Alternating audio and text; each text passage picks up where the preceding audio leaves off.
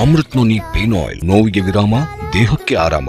ಸರ್ಕಾರಿ ನೌಕರರ ವೇತನಕ್ಕೆ ಸಂಬಂಧಪಟ್ಟಂತೆ 7 ಪೇ ಕಮಿಷನ್ ಸಂಬಂಧಪಟ್ಟ ಹಾಗೆ ಕಳೆದ ಕ್ಯಾಬಿನೆಟ್ ನಲ್ಲಿ ಕೂಡ ಚರ್ಚೆಗೆ ಬಂದಿತ್ತು, ಈ ಕ್ಯಾಬಿನೆಟ್ ನಲ್ಲಿ ಕೂಡ ಚರ್ಚೆಗೆ ಬಂದಿದೆ. ಆದ್ರೆ ಚರ್ಚೆ ಆಗಿಲ್ಲ ಅಂತ ಇದ್ದಾರೆ, ಮತ್ತಷ್ಟು ವಿಳಂಬ ಮಾಡ್ತಾ ಇದ್ದಾರೆ ಅಂತ.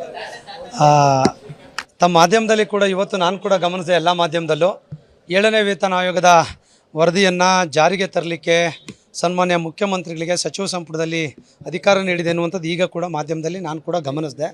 ಸೊ ಅದಕ್ಕೆ ಪೂರಕವಾಗಿ ಕಳೆದ ಕ್ಯಾಬಿನೆಟ್ನಲ್ಲೂ ಕೂಡ ಚರ್ಚೆ ಆಗಿದೆ ಅನ್ನುವಂಥ ಮಾಹಿತಿಗಳು ನಮಗೆ ಕೂಡ ಬೇರೆ ಬೇರೆ ಮೂಲಗಳಿಂದ ಮಾಧ್ಯಮದ ಮುಖಾಂತರ ಕೂಡ ತಿಳಿದಿದೆ. ಬಹುಶಃ ನನಗೆ ತಿಳಿದ ಮಟ್ಟಿಗೆ ಅಧಿಕಾರಿಗಳ ಜೊತೆ ನಾವು ಕಳೆದ ಕೋಡ್ ಆಫ್ ಕಂಡಕ್ಟ್ ಮುಗಿದ ಮೇಲೆ ನಿರಂತರವಾಗಿ ಪ್ರಯತ್ನ ಮತ್ತು ಸಂಘಟನೆ ಕಡೆಯಿಂದ ಒತ್ತಡವನ್ನು ಹಾಕಿರುವಂಥ ಹಿನ್ನೆಲೆಯಲ್ಲಿ ಅದು ಪ್ರಯತ್ನದ ಹಾದಿಯಲ್ಲಿದೆ ಎನ್ನುವಂಥ ಮಾಹಿತಿ ಕೂಡ ನಮಗೆ ಕೂಡ ಸಿಕ್ಕಿರುವಂಥದ್ದು.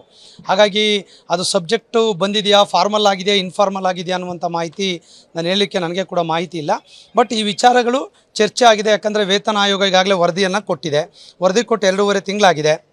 ಅದನ್ನು ಇಂಪ್ಲಿಮೆಂಟ್ ಮಾಡಬೇಕು. ಯಾಕಂದರೆ ವರದಿ ಬಂದಾಗ ಸಚಿವ ಸಂಪುಟದಲ್ಲಿ ಚರ್ಚೆಗಳಾಗಬೇಕಾಗ್ತದೆ. ಅದು ಚರ್ಚೆಗಳಾಗಿದೆ ಎನ್ನುವಂಥ ಮಾಹಿತಿ ಕೂಡ ನನಗೆ ಕೂಡ ಸಿಕ್ಕಿರುವಂಥದ್ದು ತುಂಬ ಸಂತೋಷ. ಯಾಕಂದರೆ ಇವತ್ತಿನ ಮಾಧ್ಯಮದ ಇದ್ರ ಪ್ರಕಾರ ಅಲ್ಲಿ ಚರ್ಚೆ ಆಗಿದ್ದೇ ಆದರೆ ಅದು ಇಂಪ್ಲಿಮೆಂಟೇ ಆಗುವಂಥದ್ದಿದ್ರೆ ಈ ರಾಜ್ಯದ ಸರ್ಕಾರಿ ನೌಕರರ ಪರವಾಗಿ ರಾಜ್ಯ ಸರ್ಕಾರಕ್ಕೆ ನಾನು ಅಭಿನಂದನೆ, ಕೃತಜ್ಞತೆಗಳನ್ನು ಈ ಸಂದರ್ಭದಲ್ಲಿ ಮೊಟ್ಟ ಮೊದಲಾಗಿ ಸಲ್ಲಿಸ್ತೇನೆ.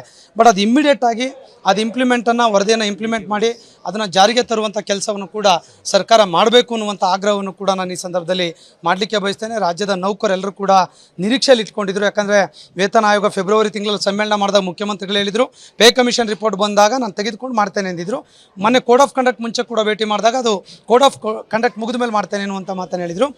27.5% ಏನು ಫಿಟ್ಮೆಂಟ್ ಇದೆ, ಸೊ ಅದನ್ನು ಇಂಪ್ಲಿಮೆಂಟ್ ಮಾಡುವಂಥ ಯಥಾವತ್ತಾಗಿರುವಂಥ ವರದಿ ಜಾರಿಗೆ ತಂದರೆ ಈ ರಾಜ್ಯದ ಸರ್ಕಾರಿ ನೌಕರು ಆಭಾರಿಯಾಗಿದ್ದೇವೆ. ನಾವು ಕೂಡ ಅಧಿಕಾರಿಗಳು, ಸರ್ಕಾರ, ಮುಖ್ಯಮಂತ್ರಿಗಳು ಒತ್ತಡವನ್ನು ಹಾಕಿದ್ದೇವೆ. ಈಗಾಗಲೇ 2 ಕ್ಯಾಬಿನೆಟ್ ಆಗಿದೆ ಸರ್, ಮತ್ತಷ್ಟು ವಿಳಂಬ ಆಗ್ತಾ ಇದೆಯಾ ಅಂತ?